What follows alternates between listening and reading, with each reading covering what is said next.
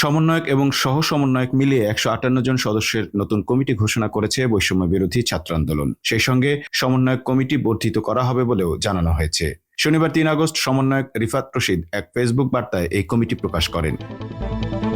রিফাত রশিদ তার ফেসবুক পোস্টে লেখেন, বৈষম্য বিরোধী ছাত্র আন্দোলনে নির্মমভাবে চালানো গণহত্যার বিচার, দায়ীদের পদত্যাগ এবং গ্রেপ্তারকৃতদের মুক্তির দাবিতে সারা দেশে আন্দোলনরত শিক্ষার্থী প্রতিনিধিদের নিয়ে 158 সদস্য বিশিষ্ট সমন্বয়ক টিম গঠন করা হলো। রিফাতের প্রকাশিত বার্তায় দেখা গেছে, বৈষম্য বিরোধী ছাত্র আন্দোলনের প্রকাশিত কমিটিতে সমন্বয়ক রয়েছেন 49 জন আর সহ সমন্বয়ক রয়েছেন 109 জন। সমন্বয়ক কমিটিতে যাদের নাম রয়েছে তারা সকলে ঢাকা সহ দেশের প্রথম সারির সব বিশ্ববিদ্যালয়ের শিক্ষার্থী। এতে 1 নং সমন্বয়ক হিসেবে রয়েছেন নাহিদ ইসলাম, এরপর রয়েছে সার্জিস আলম, হাসনাত আব্দুল্লাহ, আসিফ মাহমুদ, মোহাম্মদ মাহিন সরকার ও আব্দুল কাদেরের নাম। এরপর পর্যায়ক্রমে রয়েছে অন্য সমন্বয়কদের নাম। এর আগে বৃহস্পতিবার 1 আগস্ট সারা দেশের প্রতিটি বিশ্ববিদ্যালয়, কলেজ এবং জেলা শহরে সমন্বয় কমিটি গঠন করার ঘোষণা দিয়েছিলেন সমন্বয়ক আব্দুল কাদের। সেদিন বেশ কিছু কলেজ এবং জেলা শহরে সমন্বয়ক কমিটি ঘোষণা করেছিলেন তিনি। উল্লেখ্য, গত 8 জুলাই সরকারি চাকরিতে কোটা বাতিলের দাবিতে আন্দোলন সমন্বয়ের উদ্দেশ্যে 65 সদস্য বিশিষ্ট সমন্বয়ক কমিটি প্রকাশ করেছিলেন বৈষম্য বিরোধী ছাত্র আন্দোলন ব্যানারে আন্দোলনরত শিক্ষার্থীরা।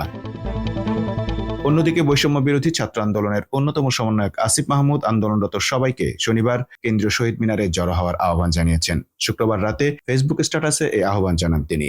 পোস্টে তিনি লিখেছেন, শনিবার বিকাল 3টায় আশেপাশের সব আন্দোলনরত ছাত্র জনতা মিছিল নিয়ে কেন্দ্রীয় শহীদ মিনারে এসে জড়ো হবেন। বৈষম্য বিরোধী ছাত্র আন্দোলনের সমন্বয়করা এদিন বিক্ষোভ মিছিলের কেন্দ্রীয় কর্মসূচি ঢাকা বিশ্ববিদ্যালয়ের শহীদ মিনারে উপস্থিত থাকবে।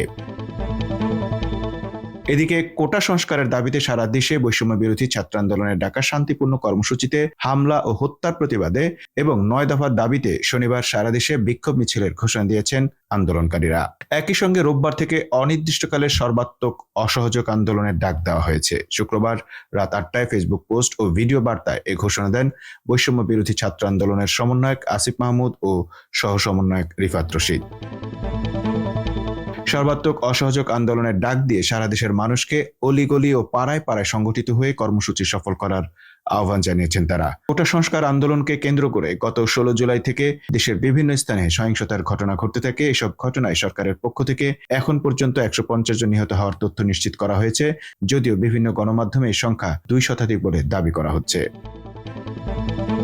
Mamun Mahfuz, time news desk.